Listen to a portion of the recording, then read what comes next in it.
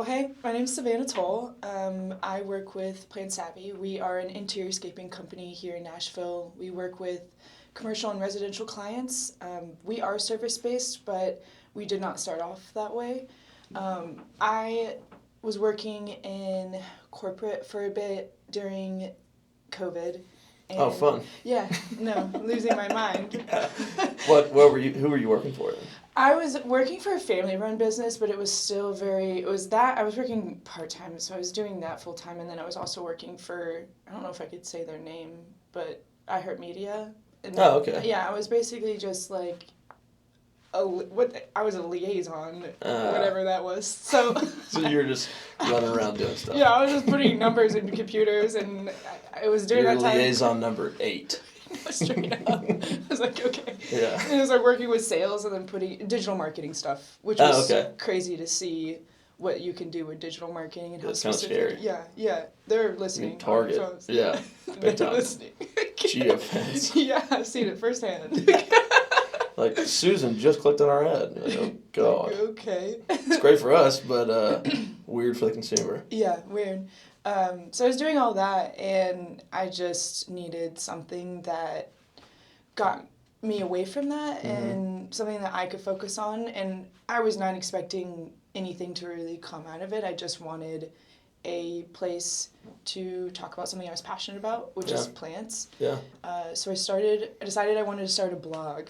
And I remember it was so late in the game to start a blog. Yeah. Because at the time, 2000, from the start, I think, of, YouTube on, I mean, everyone, It's like vlogs. Yeah, vlogs, mommy blogs. Yeah. You've got, and so you come up, I'm going to start a blog. It's like, okay. They were like, go get it. Yeah. You're like, oh, you want that to be your job? Yeah, that's crazy. Good luck. Yeah, it's not going to hurt. Yeah, I know. And then you're like, told you. Yeah. It worked. Yeah, I know. And that's... So you started this blog where you just wanted to talk about plants. Yeah, I just wanted to share. That's so cool. I know. I was like, just wanted to do something I was happy about. Yeah. And so you were still working this job. Yes. And you're like, hey, I want to start a blog. You just started writing about plants, how to take care of plants, certain types of plants. Yeah, I built the website and really worked on making sure I had. So my grandma is a nature woman. She's an animal rehabilitator when we were growing up, and so I was constantly around nature and wildlife and all that kind of stuff. So that's kind of started the obsession. Passion for it, yeah. Obsession. Passion. Yeah. I just I love it. Yeah. And my grandma was so passionate about native ecosystems and keeping that still alive.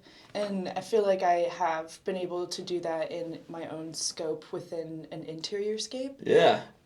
But yeah, my grandma was amazing. So she donated me all of these old plant books from the 70s, Houseplant Digest stuff that's editions from back in the day, and I'm just scouring through all these, cross-referencing between online, because I think the thing is that you go online, you look up, why is my plant dying? And there's going to be one answer that says this thing, another this thing, and so it's just, information's anywhere, and unless you have personal experience with killing a plant multiple times, which you usually have to do that in order to become good at something. Yeah. And, working with the experience, then you go online, you're going to find conflicting information that doesn't make any sense. Right. So I was trying to cross-reference everything based on my experience, as well as what I found from generations past, and then what I found from new people and my mentors as well. Oh, that's cool. So that's why I was kind of putting in one blog where it's this is it. You, at the end of the day, though, I always just said, this is your plant journey. Yeah. Take whatever information you want or don't. You can do whatever you want. You know. But you were just saying, hey, I've read all of these books. I've done all this research. I've talked to people who've done it for years. This seems to be the actual answer to this, because otherwise it was really hard to find information on how to take care of certain things, or when to do certain things, or when to plant certain things, or when to what amount of sunlight, water is that kind of what you're talking about, the maintenance of it. Yeah. Okay. But it's but even that is still subjective. So you take a look at a plant whose leaves are droopy. Yeah. Unless you are asking the right questions, because at the end of the day, finding out what's wrong with a plant is just asking a bunch of questions and having like a science experiment. Mm. Because a leaf drooping like that could be overwatering, or it could be underwatering, or there could be, you know, there's just so many different factors. So someone asked me, hey, what's wrong with this plant? When's the last time you watered? Is the soil wet? Is it dry? There's so many factors. There's so many different factors that go, where are you keeping it in your home? Right. You know, like, is it by a draft? Is it by an open window? Like, right. So it's like all these different questions. It's not one way answer. So sometimes I'm like, try this. If that doesn't work, try this. Right. You know, so you never know. Yeah, and like you kind of have to take like a scientific approach to it, because you have to go, okay, I watered it every day, and I watered it with 1 cup of water or whatever. Yeah. For 2 weeks, and then we didn't see any change, and we saw this change. Now for 2 weeks, we're going to try this. Yeah. Most people don't really have the time to do that. No. Right. No. And that's where you come in. Yes. Gotcha. Exactly. Okay, yeah, cool. To make it so, easy. yeah, so let's not get too far ahead, because I'm so interested in this blog. Also, side note, you're going to like this. Okay. So when I was in 5th grade, Yes. you know, you remember like science fairs? Yeah. So you had to do like this science experiment? Yeah. So I was in 5th grade, and maybe I was younger. Maybe it was like 3rd or 4th grade. Elementary school. Okay. Which mainly meant my mom was going to do this science fair thing, and I was going to put my name on it. Yeah, exactly. So our idea was to take 2 plants, like probably the size of this one, but just a seed. So we were going to grow it from the seed. Yeah. We were going to put it on the same side of the house. It was interior plants. Put them, so same side of the house, same amount of sunlight, both next to a window. But one was going to go in the kitchen where we all were and like communicating and talking and all that stuff. And then one was going to go down in like the office. So it got no love. It just got watered. They got watered the same, fed the same. Everything was the same. Every control was the same. Yeah. The only difference was like we played music around the other one. We like, it was involved in like day to day. Yeah. And there's probably like, even now saying it out loud, I think until this day I thought it was because it grew so much more because like it was loved. But it probably has to do with like the carbon dioxide and all that stuff. I don't know how plants work. But it grew like 7 times big. I mean, I'm not kidding you. It was like this size compared to like just a little stem. Yeah. And it was like 4 weeks. So like the difference of the placement and interaction and all that stuff was incredible. Yeah. And I won the science fair. That's amazing. My mom won the science fair. That's a great experience. My dad did the same thing, but one was kept, same light situation, one played good music and was like, you're so good, you're doing so good. And the other one he would scream at and play heavy metal music and was just like, you're so bad. And one grew so much better than the other one. Right. And to this day, people say we're not all connected in the universe in some way. I swear, dude. It was crazy. That's why we won the science fair. We're on something here. Okay, so you started the blog. How long did you do the blog before you were like, maybe this should be or could be a business? So we still have the blog to this day. We still put Nice. blogs up just because we love blogs and it's fun to talk about that kind of stuff. But that, I think it was about a year. So it was 2020, a year into it. My friend also had talked me into getting on TikTok, and at the time I was like, that's for old people. Or that's for young people. I was going to say, is TikTok for young people? I was like, I'm too old for this. At the time, I was so young, so I was like, what are you talking about? Yeah. So I got on there, she talked me on, she was like, you can be like niche and start talking about stuff. So I did, and I started making videos, because growing up, I was always fascinated with like making music videos with my sister and that kind of stuff. So I was all into that. So blog, and then posting on the internet, and some of my videos started blowing up, and people started reaching out to me, like brands like Bloomscape and plant brands were reaching out to me to work with me, and I was thinking, well, I really like this, but I'm not going to be an influencer. I'm not going to do that. Right. That's not steady. Yeah. And so I saw a woman from Toronto that was doing plant styling. And that's how I got introduced to it. I thought, oh my gosh, that's amazing. I could do that here in Nashville. Did you know that existed prior to? No, I had no idea. Oh, that's cool. That's that was probably a freaking game changer when you were are you kidding me? Yeah. I said, what? This is a job? I do this with my friends. I do this already in my own home. You write the blog for free? Because you like it? And I was like, why don't I just add the two together and create like a full encompassing service-based business that's based on educating? Yeah. And that's where it kind of. So did you reach out to her, the lady you said Vancouver?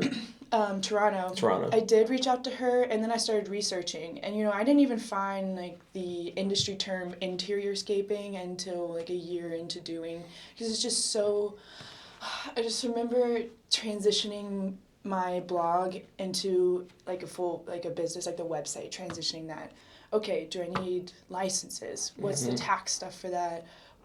Any information on how to do this, whatever. All the non-fun shit. Yeah, all the non-fun shit that comes with that. But then it was also like, is there protocols I'm supposed to be going for? There's nothing. I got a landscaper's license, but that doesn't handle interior stuff. Am I an interior designer? Not necessarily. So where does that all kind of mesh together? So I was trying to figure out all of that. Finding that information is not easy. No. The state does not make that easy. No. And they will be the first ones to come get you. Yeah, they with will. With a fine or shut you down if you don't have the right ones. It's like, well, I didn't That's know. like the stuff that keeps me up at night. Yeah. I'm like, how am I? Like if I call y'all going to tell me? You're like, no, we don't know either. No, we don't know. Until you break something, and then we're going to get you. Yeah. Terrifying. Yeah, very So is there any, like, certain certifications and licenses that you have to have? So I have a landscaper's license. Okay. And I also have a, like, plant certificate license, which basically means that I can sell plants. Oh, cool. Yeah. Nice. And a reseller's license. So that means I can have access to wholesale accounts and then resell them. Cool. Retail. But, I mean, other than that, they don't necessarily... They have, like, pest control licenses for plants. So, like, if you're using heavy... Which we don't use heavy... right, you have to have a chemical applicator. Chemical stuff. Like, yeah. We don't use anything of that at the moment. So, we don't need those licenses. But if you are going into, like, commercial spaces and spraying intense stuff, I would get certified. Yeah. Well, that's... so, with the restoration company, we have to have... I think it's called like a C14 license. It's a chemical applicator. Yeah. It's a test you take for like 20 minutes, and it's like $200. It's don't get me going on like all these ridiculous state ran certs that mean nothing. And every year they're and all they want is just $250. You're like, for what? They're like, we don't know. We don't know. The whole thing was on like underground water storage tanks. And I was like, why do I need to know about this? They're like, because we said so. I'm like, oh, touche. Okay. I guess I have to do this. Got it. Okay. Yeah. So if it's up to me, you don't have to do it. So just tell the government. That okay, cool. I'll let Gabe. Good. Yeah. Gabe said it was they're fine. Like, you mean the guy that doesn't have his license? Yeah, we're going to shut him down next week. Yeah, you said it was fine. Yeah, exactly. You're good. Okay, so blog, still doing the blog, but it went from basically hobby to, all right, let's turn this into a website. Let's start to get clients. Yeah. That is such a unique and the most organic way to start a business. Really? Because to me, it's so nice. You basically started with customers. Most people don't do that. Most people go, all right, I'm going to start a business. They get the business going. They're like, now I got to find customers. Yeah. You had customers coming to you basically saying, hey, what do I do here? What do I do here? What do I do here? And you just said, why don't I just like create this thing that is like a business? Because I already have all these people here. Yeah. Yeah. That's so unique. That doesn't exist anywhere else. That's why it's so cool. Thanks. Yeah. I mean, it's like if we had customers just banging down the door, that's an awesome thing. And it's super rare. I mean, we were talking to a guy who's in countertops yesterday, and he was like, first 3 months we didn't have a single customer. So that would scare me. Yeah, it's terrifying. That's terrifying. All the work that you get into that. Not only at the time when I started, though, I didn't have anyone else, so it was just me, my time. Yeah. But now that I have, people working for me, it's like, all right, we gotta use our time wisely here. Yeah, because we gotta make sure you're paid, everyone's you're paid, everyone's taken care of. And at the very end, you get paid. Yeah, I know. That's also a misconception. People think that you're this business owner, you're making all the money. Girl, no, I'm taking care of my people first. I've never been more poor. Yeah, I know. It's like, please, man. Yeah, you're like, was this worth it? Okay, so talk about your team. What's your team setup look like? If a customer finds you guys, what's the process that they're going to go through? Who are they going to talk to? Who are they going to see? What's that look like? So they mostly talk to me. Nice. I really do a lot of the customer service work just because I know the ins and outs of what we offer and what we can and can't do. I think eventually it will be nice to train someone on that, but it's really hard sometimes when you have specifically residential clients where they're like, hey, because it's like I can also sell too. I'll sell what we're doing, Yeah. and so they'll come to you and be like, I have a pot that needs to be repotted. Okay, what kind of plant is it? What kind of pot is it in? So there's like a lot of questions that needs to be asked, and sometimes over the phone you can alleviate some of the figure out what they need based on that, but Right. not everyone who doesn't have experience in that or is not on site working with people hand in hand on the phone being able to sell that kind of stuff. So I usually handle a lot of that. I would imagine you have to have tremendous experience in the industry to talk be able to do to that. someone, yeah. Yeah, and like especially over the phone. Yeah. Maybe in person it's a little bit different. You can get somebody Yeah. with less experience, but I would imagine like over the phone it's pretty hard to. Yeah. Yeah. So over the phone, and then I'll set up either a site visit if it's design, or we also offer consultations. So Oh, cool. consultations, we use that a lot with our residential clients. It's an hour-long consult. Well, I go to your home and you show me your plants and you talk about, because a lot of times it's people who are like, I don't know what's wrong with my plants, I need help, and I need you to tell me how to take care of them. So it's one-on-one, customized, like, plant care, and I explain to you, here's this plant, here's some tips and tricks, here's what's going on, or here's what's going on, or this plant needs to be repotted. Do you want me to set up a repotting session for you? We also offer care sessions, so during spring it's a really good time to hire us. We'll come out and we'll dust leaves, we'll rotate, we'll prune, we'll fertilize, we'll basically set them up for the growing season. But a lot of times it's the educational base with a lot of our residential clients of just, you're doing a good job and what you're doing is this is right, or like, let's change this. You're heavy overwaterer. Let's stop watering them that much. You're Okay, cool. Yeah. So is that what most of the residential clients like? Is like, this is what, come out, I'll tell you what I'm currently doing, tell me why I'm wrong or what I'm doing right, and I can make some changes. Is that what most people do? I think so. We have a lot of that, and then like that's most of our education stuff. I think I put that all in like educational, that realm, because on top of that you can also have like workshops and different stuff like that. But I think for residential clients, that initial consult is what helps with them a lot, and then at the end you get I make a plant plan for you where take photos of all your plants, everything that we talked about, and notes, and then also additional watering, fertilizing tips and tricks. It's like a whole packet that you need everything that you need. Oh, that's cool. Yeah, so you pay all that and you can get the plant plan and everything you need. Just to note, that's a really good thing for us that's to me what I think. This is just a side note, what most customers are going to want to hear. Yeah. So I want to just make a note that we need to put that in your piece. Well, that's cool, because that's what I can see me needing. Yeah. Like basically, I mean, this guy, we've had him in here. How long? There's no light in here. 8 to 10 months. I'm just kidding. I was about to say, girl, there's no way. This has been in here a week, probably. I've brought it outside a couple times Okay, and watered cool. it I was about so to it gets say. some sun. Because I imagine ferns don't do too well in a room with no light. There's not a lot of plants that I don't know one plant that does well. ZZ plant is one of the only ones that I think have ZZ plant? It's called a ZZ or Zanzibar. Zanzibar, nice. Yeah, cool.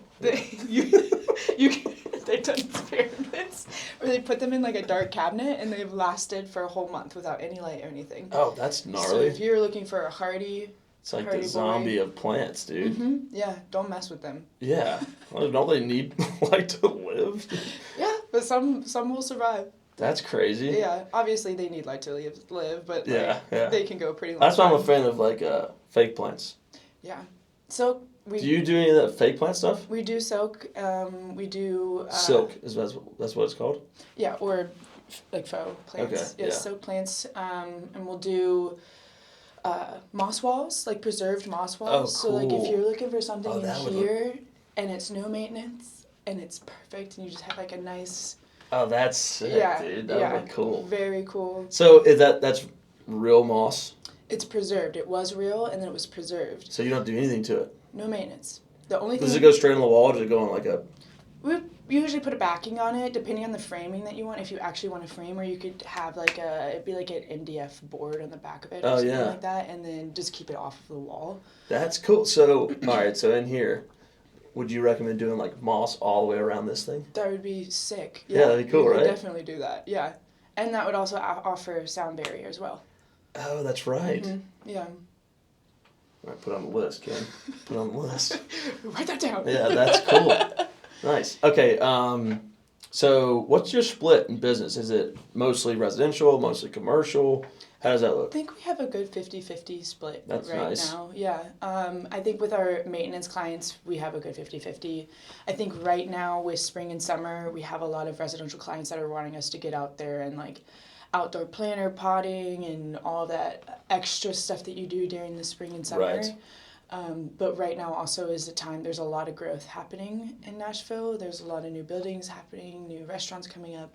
So there's communications happening in between this nice. time to set up for next year, the months to come, because I'm such a big advocate personally for plants thought of on the forefront rather than the afterthought when it comes cool. to commercial work. And I bet you it very rarely is. It very rarely is. And so Yeah. it's like, oh, we're opening up in a week. Can We you? need some plants in here. We need some plants in here. It's like, whoa, really give us no time. Something's not right. Yeah. We need some plants. Yeah, it's really sterile in here. I wonder why. It's like you can have something like a bench in a lobby that is a bench around the top and a planter inside, so you could have something. Yeah. Like you have to think about that before You do anything 3 else. days before you're opening Right. up. You Yeah. know, it's It's just so funny because my mind is exactly the way is the opposite of yours. I would not when I see nice plants in like an area, I can tell it looks really good. yeah. But my mind would never go if I was designing that area. We need some plants here. We need some plants here. Just not how my brain works. And that's why I'm trying to connect with designers and architects and really showcase the positives Right. of plants, because thinking about it on like for a company itself, their employees are inside of an office building most of their lives basically if they're Yeah. working in office. You are not really connected to the natural world, and the best way to do that is to bring in plants, and it not only ups productivity, it mood boosting. Big time. You're more likely to sell more stuff if you have like a storefront and you have plants in it. People retain customers.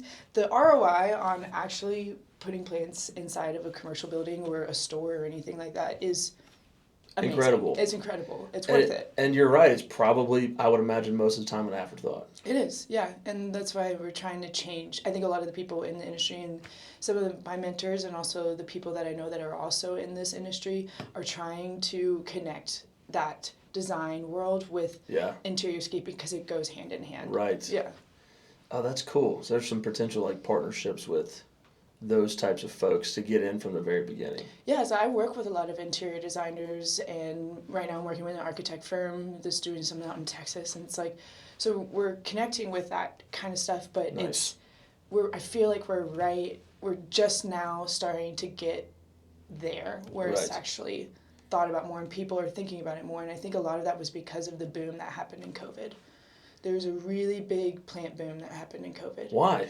Because everyone was inside.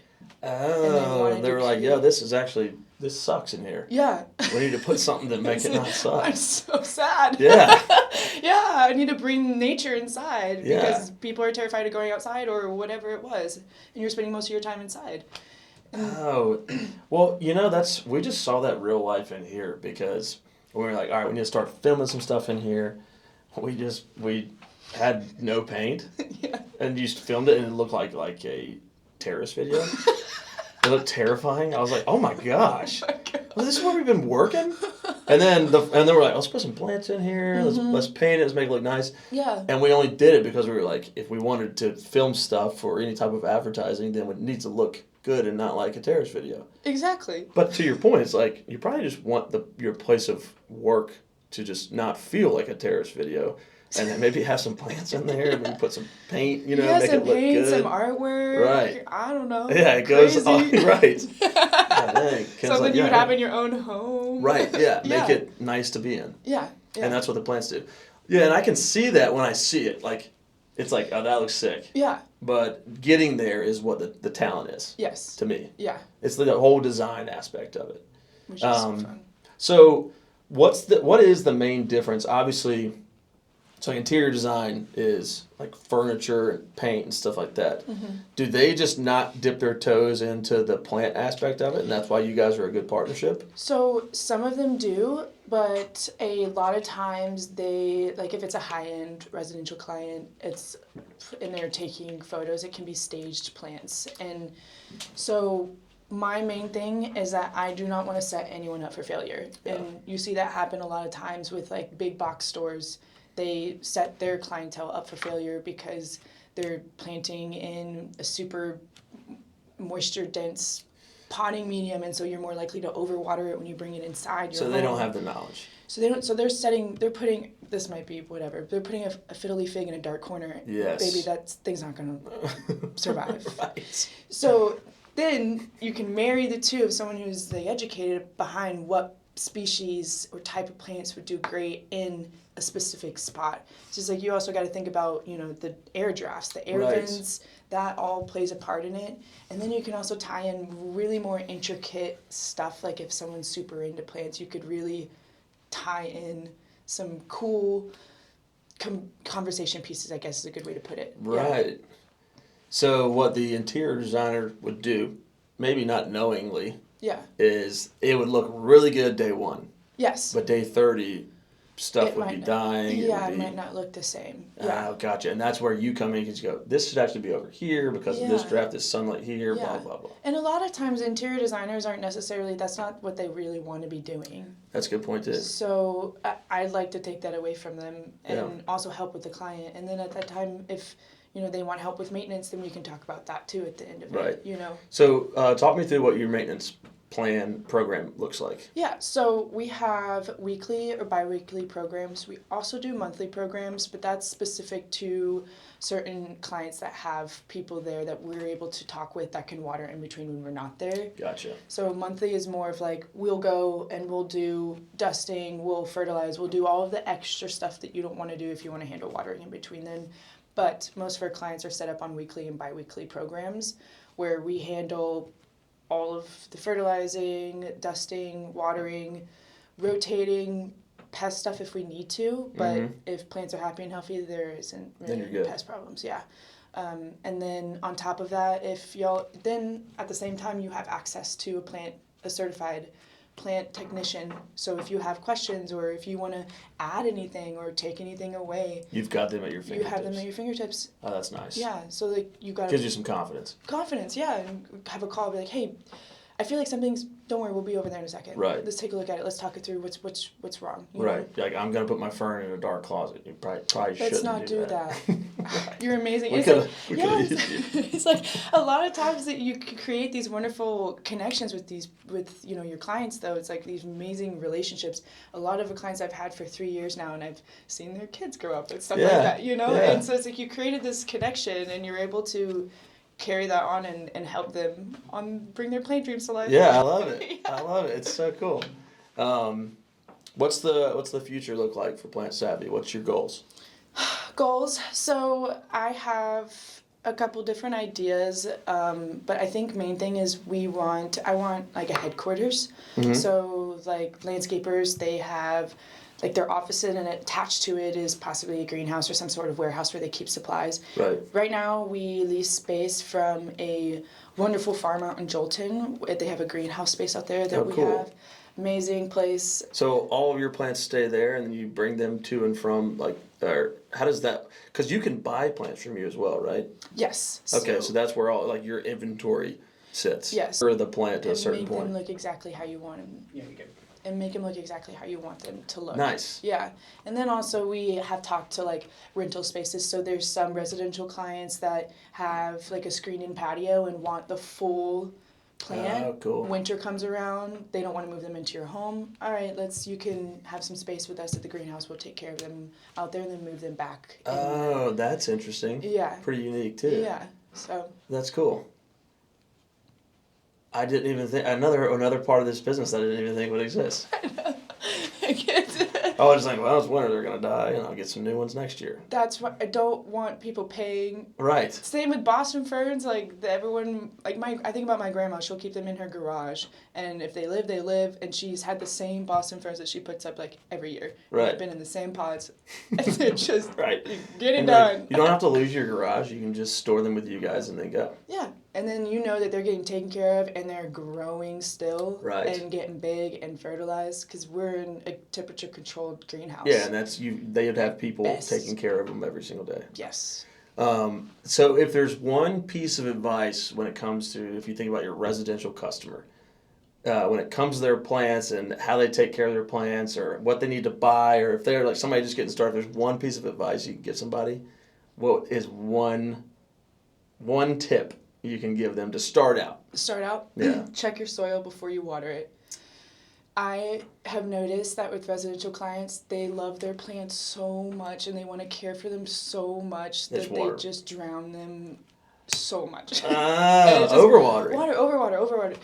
I call them chronic overwaters. Nice. And it's not against them. They just love them and care for them. They don't want them to die. They don't want them to die, and they like want them to grow more. And so my biggest thing is stick your finger in the soil. If it's up to your first knuckle, if it feels moist, then don't water it. You're good. Oh, okay. Yeah. Or there's an amazing thing called a soil sleuth that we use. And soil sleuth? Yeah, SLEUTH. Nice. And I should have brought it with me. I have it in my car. But it's like this little tool, and it's got these notches on the side of it, and you stick them down into a planter and then twist it. And when you pull it up, you get the different levels of soil moisture throughout the entire planter. It's really good for like tall pots and stuff like that. So you can see how far the water's like penetrated. How far the moisture level is all the way down, because and that's why I'm always don't plant your plant in too big of a pot, or else the roots, there's too much soil to roots ratio. Right. So the bottom is just like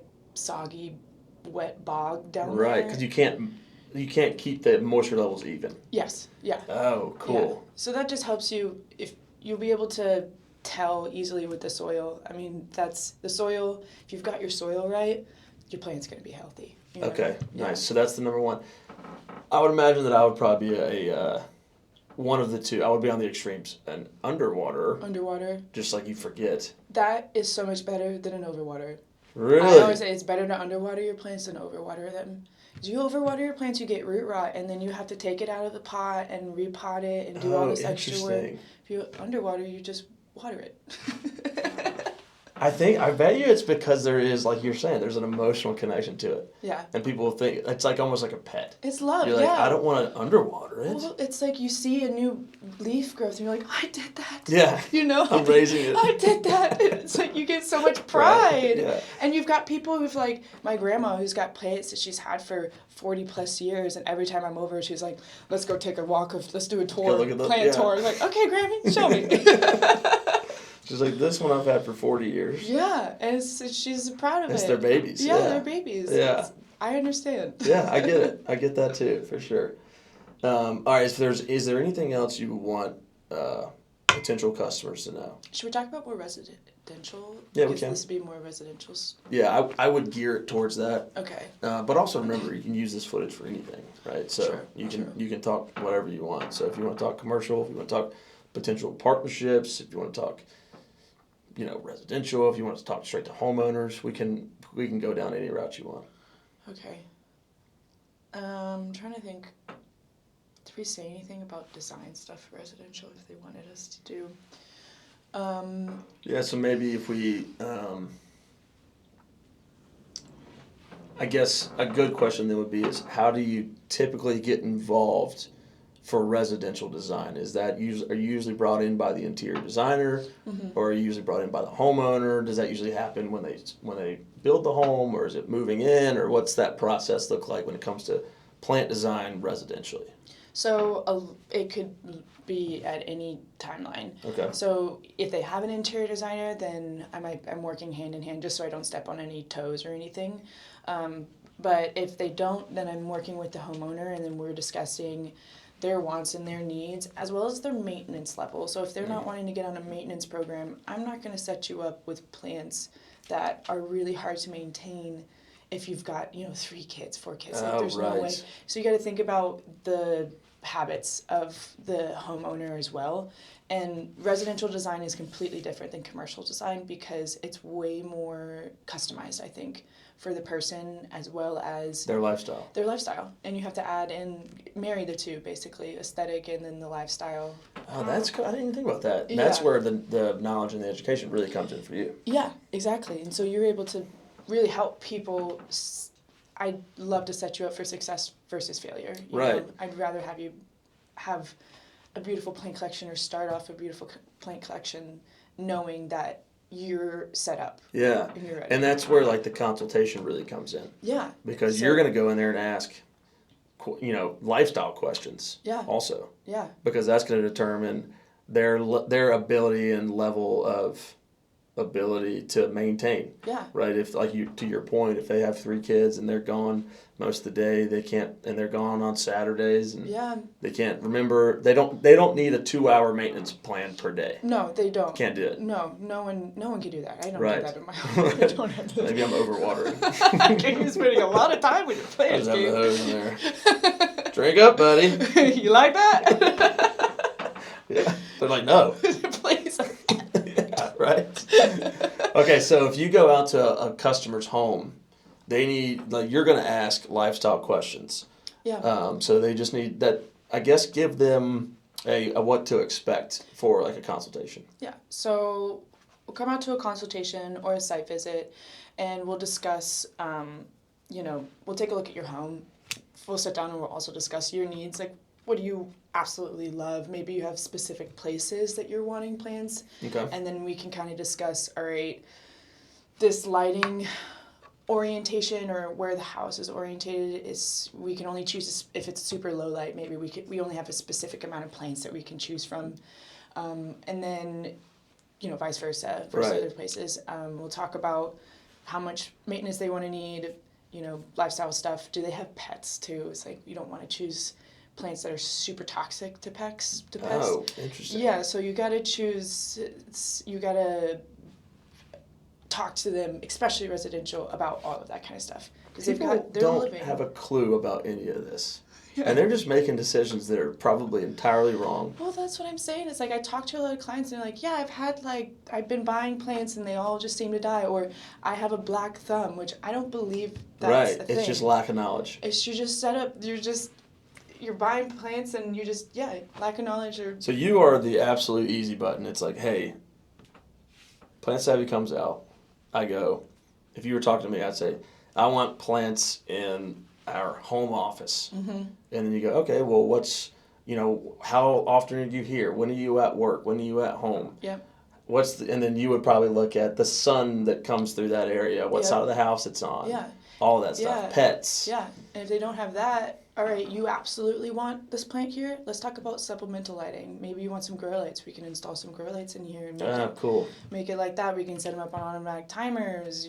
There's things that we can do to make things work if you're absolutely sold on having a fiddly fig in this corner. Right. I will suggest against it, and I will say that we won't replace it for free, but we can make it happen. Yes, it'll take a little extra work. Yeah. But you make it happen. Yeah, we can make it happen. So then you'd come over, and then you would if I wanted the plant plan, you would basically leave me with, hey, here's all the plants we put in. Mm-hmm. Here's the plan. Here's how to take care of them. Here's what you need to do. Yep. So I'm left with all of the tools to either do it myself, or I can hit the even easier button and choose the maintenance plan, which is just like, I don't want to think about anything. You just want it to look pretty. You guys do it. Exactly. Nice. It looks pretty, and you don't have to do anything. And then that's like the easiest green thumb to have. Because you can just tell everybody. You're just like, this is, I work hard on these. I work real hard on this. Yeah, it's not if you don't even bring you up. Yeah, and then you just know that... brag to your neighbors. Plant Savvy technicians coming in and getting it done, yeah. I love it. Yeah. I do have one more question. So if we... Yes. So not specific to like Plant Savvy or MyHome, but more specific to if we ever put this out into any other form other than our own individual advertising purposes. What's your advice to like somebody who wants to start a business? A young person who's like maybe in a corporate job and hating it and has this passion for something and really wants to get involved in starting their own business or what's like the first thing that comes to your mind when you think about you 4 years ago? What would you have liked to know? I don't know if this is necessarily like a specific advice, because I could talk about, make sure you're up to code with your local state government or whatever. It's like, that's whatever. Yeah. One of the greatest things that I think I did when I first started out was I reached out to garden centers, local plant shops, literally anyone who is in the plant industry here in Nashville, and tried to become friends with them and get into the community and really tried to build that way up. Because most of my marketing is, yes, we do social media, but we don't do any ads or anything online or anything like that. Our word of mouth marketing is really, really good. And it's because I've made connections with like garden centers. I think about Hewitt's out there. I've gotten so many clients because they don't do house calls. So they say, here's our girl, go to her. Oh. And so it's like, I've created that community, and I think it's so important for you to get in with your specific niche or whatever you're doing and try. Yeah. That's incredible advice, because I think most people would assume incorrectly that that's competition. Yeah. And they might incorrectly assume that and be like, well, I'm not going to tell them what I'm doing because that's my competition. Yeah. Or somehow think that they're at odds, right? And when really, especially if you're starting up, it's mutual. right. Then they're not competing with you. No. You're just starting. They get me a customer, I'm going to go buy, Right. $700 tree from them. Right. And it's like, okay, so I know I come to y'all and I buy from y'all. I shout y'all out on my Instagram. I do whatever for y'all. And you scratch my back, I scratch yours. Yep. And we've created a great community that I know if we were ever starting to do something else in another world related to plants, possibly planters and selling them like that, then I know that I could reach out to the owners of Hewitt's and be like, hey, would you like to have our line here? Yeah. So it's like creating those relationships from the start is everything. And I think what's also important there is it sounds like you reached out, not asking for something, but you reached out to saying, hey, look, I'm in this business. I'm really trying to start and grow my business here. I'm in it I might need some help. I want to learn. I want to do this. I want to help you guys out, blah, blah, blah. Yeah. So it wasn't like, you called them asking for business. No. You called them asking to say, hey, let's form this community around what we all do. Yeah. Yeah. I think that's powerful. And I think also a lot of times I started that, and then they're like, oh yeah, well we also offer, tax break, like where you don't have to pay taxes if you have a resale. So it's like we started up that conversation. It's like, oh, I didn't realize that I could go and get discounts from a lot of the garden centers and offer those discounts to my clients. Oh, nice. So it's like, hey, we work with local people, not big box stores, and we can get you a discount at these places, and you're supporting the local, ecosystem here. That's so cool. And there's no way you would have known that if you didn't just try and reach out. Exactly. And talk to people. You gotta if you're gonna do business, you have to take up space and you have to put yourself out there. That's intimidating for a lot of people. Yeah, I still struggle with it. Yeah. I mean, imposter syndrome's real. Dude. All that, it's so real. Yeah. And I struggle with it a lot. Even coming to when I met you, I remember saying that was my first time doing anything like that. Yeah. But I made a point. I was like, this year, I'm doing this more often. I'm going to go put myself out there. And now I'm sitting here having a conversation with you about this. And it's like, if I never did that, that would have never happened. Right. And we would have never met, Yeah, and it's like, I think imposter syndrome's huge. And I think public failure is like one of the most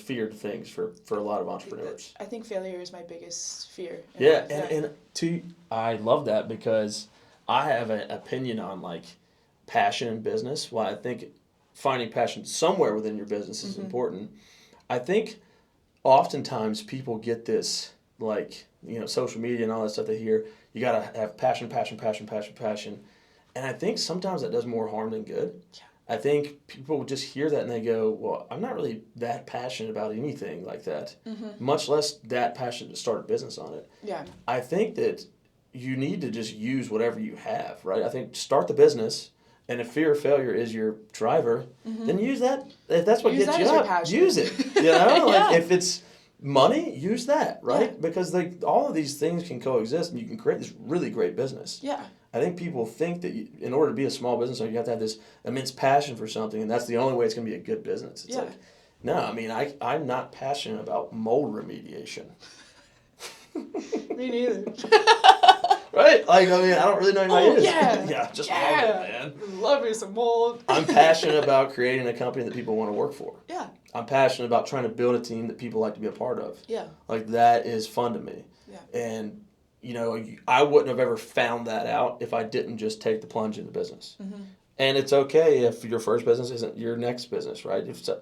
Most entrepreneurs have a graveyard of failures behind them before they have this one that just works, right? And if you don't, you're Jeff Bezos and you're, Amazon. Well, that's the plan, right? yeah, sure.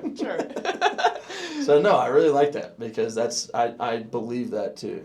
But yeah, the ultimate advice that you're giving is dig into your community, mm-hmm. start the conversation there, knowing that that's going to really help out in a lot of other areas. Yeah. That's awesome. Yeah. That's great. I also think, to build on what you're saying about passion, is that, yes, I am very passionate about plants. Yeah. Not every day am I super passionate about plants, though. That's also a good point. It's not every day. Yeah, you're not waking up like, yay! Yay, work! Plants, woo! It's not every day. Yeah. But there are days where it's like, this is so worth it to me, you know? So it's like the percentage of how many days are shit, how many are mediocre, and how many are the most amazing days, mm-hmm. and what's the ratio of those, and then you decide what works for you and what doesn't. That's it. Yeah. And what's the alternative? Yeah. You're like, what's the alternative to, is it going to work another corporate job?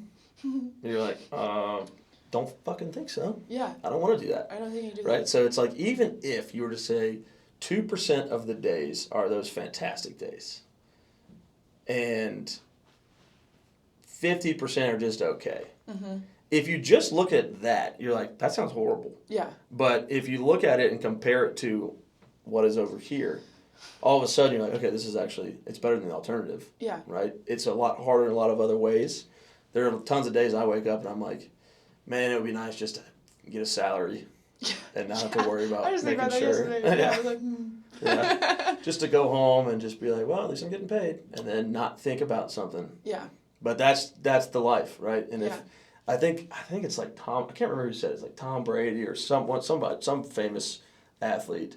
His advice is, if you're looking at an industry and if success in that industry is not attractive to you, mm-hmm. so like ultimate success is not the lifestyle you want to live, then you certainly should not get into it, right? So if like the entrepreneur's success is he's probably working more, he or she, sorry. Yeah, what the hell? The fuck? Out of here. Get out of here. So they are probably working more than any other salaried position you can have with a job, right? Yeah. And that's what success looks like. Mm-hmm. So if you don't want to do that, then you shouldn't get into it. Yeah. Right? Success in corporate role might be, hey, I got a good salary, I'm working 40 hours a week, and that's success. If that's what you like, then you certainly shouldn't be an entrepreneur or a small business owner. Yeah. Oh, it's terrifying and fun all at the same time. Yeah, and I wouldn't trade it for the world. I think I always knew I was going to start my own business at some point since I was young. I got one last question on that. Yes. Have you felt, and if this is... Whatever. If depending on how you answer this, we can either include it in anything or not. Okay. Have you felt your passion for this decrease as you started into the business? Because I think what some people hear is they go, I do have this passion for this thing, right? Maybe mm-hmm. it's fitness and you want to open a gym. But you hear people that as soon as they turn their passion into their job, they lost passion for their passion. Changes, yeah. Yeah. So I will say that when we first, there was a period there where I definitely think I lost my passion for it, and the biggest point of that was like my plants at home started dying. Oh. Because I would get home from taking care of everyone else's plants, and then I'd come in and be like, don't even look at me right now. Yeah. Abused children. Yeah, I know, exactly. It's sad. But the ones who survived. I guess it was my household, like, you survive or you're out of here. Yeah. But I did notice that it was a decline, like, as I was giving away myself so much, and that's why I'll take a Saturday off here, and like nice. I'll take to keep me alive. Find some balance. Yes, find that balance. But there was a period there where when it was just me before I had, Kelly, one of my technicians. It's really helps me, and it was so overwhelming, and because it's not just the passion for the plants. You have to keep a business running. You have to keep all the things that suck. Your sales, your admin, which is 90% of your day. Yeah, exactly. And people don't. It's like, oh, I bet it'd be so much fun. All you do is take care of plants all day. It's You're like, I very rarely do that. Yeah, it's like, I have stuff that I do, but I'm on my computer Payroll, a lot. we got like all the accounting stuff. You got to run the business, sales, marketing. I have to make sure I'm paying my taxes right. Right. Like, all the things I have no idea how to do. Yeah, exactly. But girl, we figure it out, you know. Like, I hope I have an accountant that's going to keep me out of prison. Yeah, exactly. All that stuff. Yeah, So it's that part of it that I think can take away the passion. Yeah. But I think once I started getting some help on the front, I got more into it. I was able to also, I think one of the greatest pieces of advice I got is that you don't work in your business, you work on your business. So I didn't have time to think about long-term goals. What's next? What's the future for Plant Savvy? And how do I get my team there? I was focusing just, we gotta get this done. Yeah. And now I can take steps back and really further and be the saleswoman and push us to the next step, because I have that time now, and that's what makes me passionate, because that's where I can really get into it. So you had to trudge through that time to where the passion kind of did die, because your day was spent doing all the other things that you didn't like. Yeah. Right? Yeah. What's your advice to that person that's in that spot right now? Because the way I'm thinking about this is like, I've been there, and sometimes I still get there. It's up and down, right? Yeah.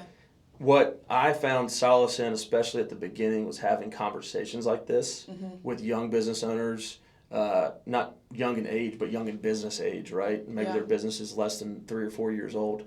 Having those conversations is what eliminated a ton of my stress. Yeah. Because you kind of get in your bubble and you think you're the only one experiencing these things. And you're like, everybody else is doing so good. Why am I sitting here struggling? Why did this suck? Why are we struggling here? Why are we doing this?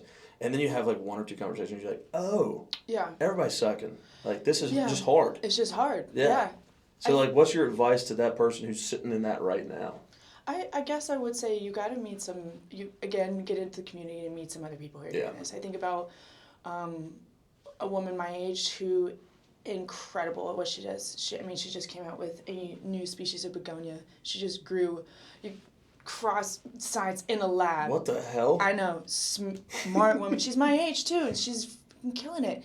And it's like having conversations with her where she's like, no, you're exactly where you're supposed to be, and you're doing exactly what you're supposed to do. You're like, it doesn't feel like that though. It doesn't feel like that. And she's like, but I wish I was doing what you're doing. Like, you're killing it. And I'm looking at her like, you're killing it. Right. So it's those kinds of conversations that, again, that's really is like, it's okay. You're doing great. You're exactly where you're supposed to be. Right. And you're killing it. Keep going. Yeah. You got this. You know?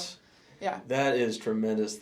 That's a weird feeling too. Is when you're sitting there talking to somebody because you're like, all right, I want to be where you're at soon. Yeah.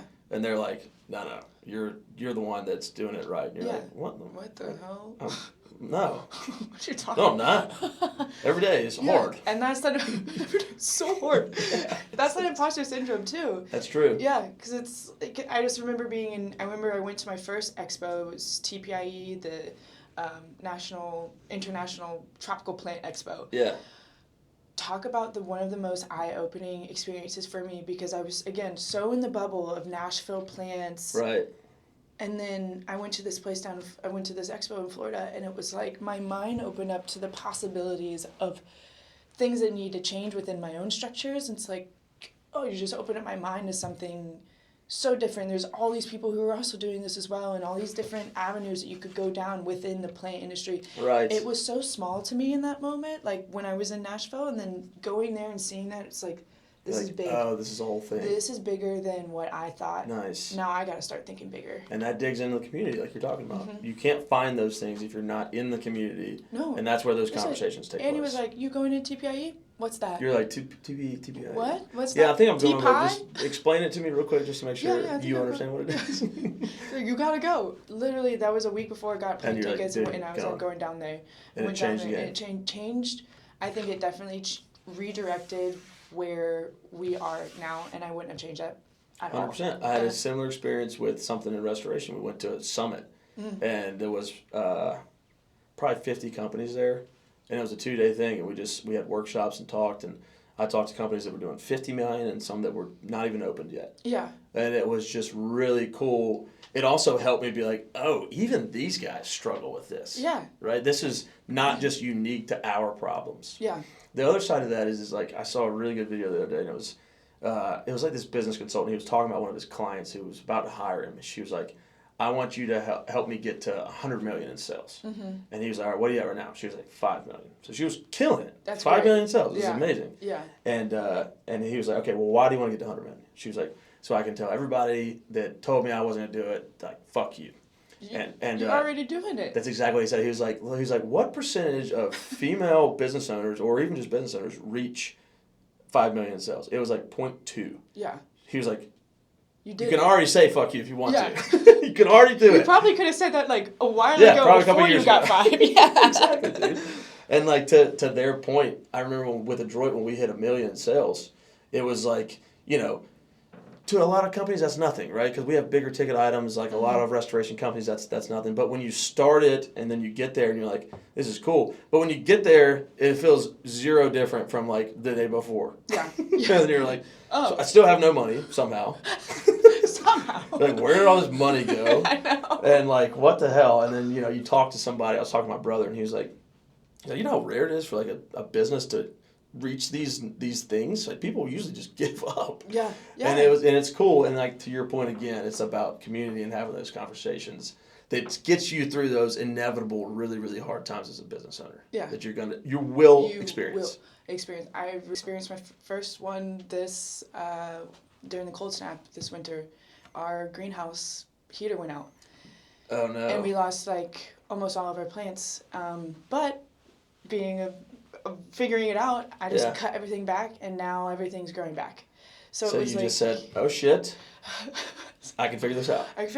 This is bad, but you know what? We got it. Yeah. And everything's growing back, and by the end of the summer, everything will be back to where it was. Do you find yourself in business when something happens, you immediately go straight into solution mode? Like, you immediately go into, like, there is very little time to go, oh, this is that. It's just like, okay, well. Woe is me. No, we can't do that. Yeah, it's just we like, can't do that. what are we going to do? Like, Yeah, what's the plan now? Next steps. Right. We got to get to the next steps, because I'm not going to sit here and dwell on this. Yeah. Maybe I'll go on a run, real quick, and then when I get back, all right, let's get to business. Let's get this done. For 2 seconds, you think about it. You go, man, this really sucks. I really hate this. I'm gonna fail. And then you go, all right, what's the plan? All right, it's time to go. I always talk. Yeah, exactly. I always talk about, like, in small business, it's, at 9 o'clock in the morning, you'll get a good email, and you're like, hell yeah, I'm Elon Musk. I'm figuring this thing out. Straight up. And then baby. 10 a.m., you get another email, and it's bad, and you're like, I'm going to be living under a bridge. And then at 11 a.m., you're like, all right, hell yeah, we got this. That's so mentally exhausting all day, every day. Yeah. It's a lot.